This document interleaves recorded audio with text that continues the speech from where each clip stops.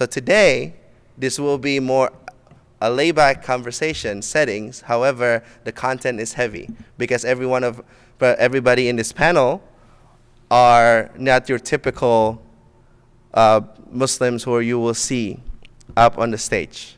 It's not the people I usually see with, not with the long beard, come from like just look stereotypical Muslim. And then this is what these sessions will be, the unheard voices of the minorities.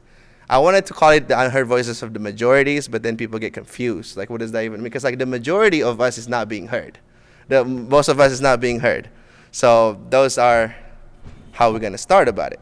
So I would like to give each of you guys kind of a moment to kind of let you guys know, say a few words about what would you think is the most pressing issues that's not being heard from your own life experience. Okay. Hi, so my name is Megan Khaerisman, and I am from Washington, D.C. area, and I converted to Islam back in 2008 is when I took my Shahada. But after a couple, I guess, failed attempts of integrating myself into the Muslim community, I really didn't become practicing and become active until like 2014, 2016. And so I guess that's where I'm coming from, just the difficulty of finding that space for converts in the community. And it's like Sister Tawa said, like when you're going into a Muslim event or a masjid, it's really common for people to question your background, question your how much you know about Islam. Are you really Muslim? I still get that a lot, even if I come in like hijab and I'm like making wudu, like, are you Muslim? Like, well, yes, here I am. I think so.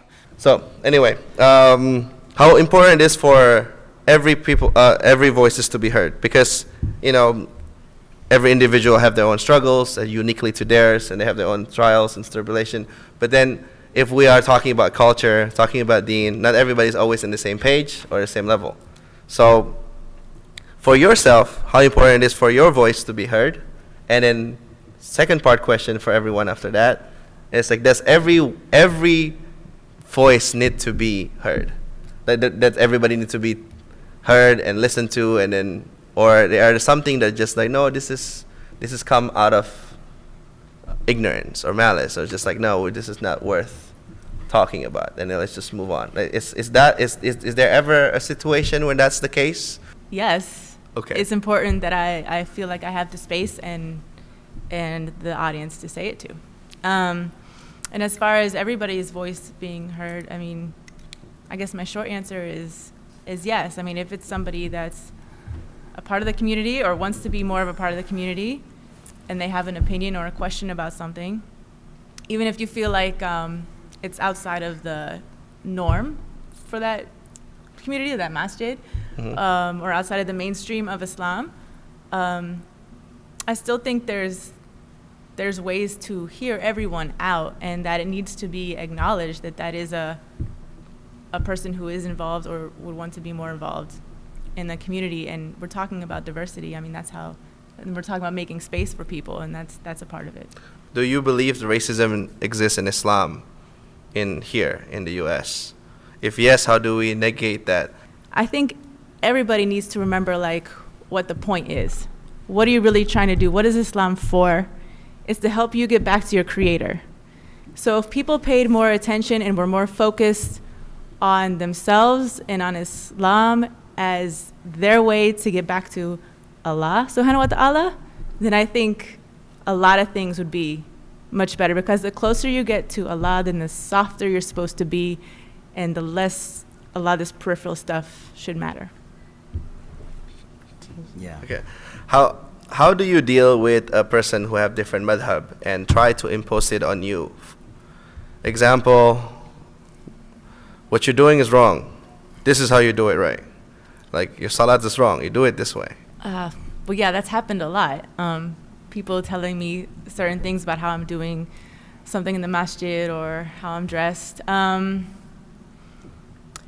Alhamdulillah, I've never had anyone really be forceful. Like, no one's ever no one's ever really been too confrontational, alhamdulillah.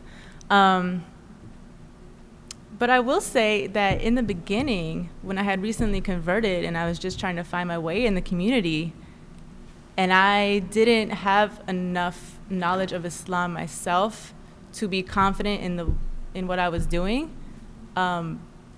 that's one of the reasons why it was hard for me to find a place or be comfortable in Muslim spaces. Because people were instructing me in such a way or telling me things that just didn't seem to make sense. I don't know, I could go off into a whole another tangent with that. But at this point, I say thank you. And I just kind of do the smile and nod thing, and I move on. And I think one of the things is being a convert is I wasn't raised with a madhab. So I'm just coming into Islam and finding my way, and it's been more like based on the Quran and yeah, I'm not as tied to a madhab, being an American Muslim convert. If you have something that on your own side, like you feel underrepresented, and I feel that there's something that's not being heard in the global scale, it's not being invited to the table, not in the room where it happens, what have you, will be some of the closing remarks to kind of like move the momentum going to continue on for? I'm just gonna put in a plug for just all the converts out there everywhere. So you guys who regularly go to the masjid and go to these events, just look for the converts, say salams, talk to them, address them, realize in your head like they're an individual, everybody's coming in with their own experiences. Ask them, if you get the chance or if you're on that comfort level with them, what their experience has been like. What do they need? Do they feel comfortable? If not, how come? Is there anything you can do to make it better? And just try to be aware.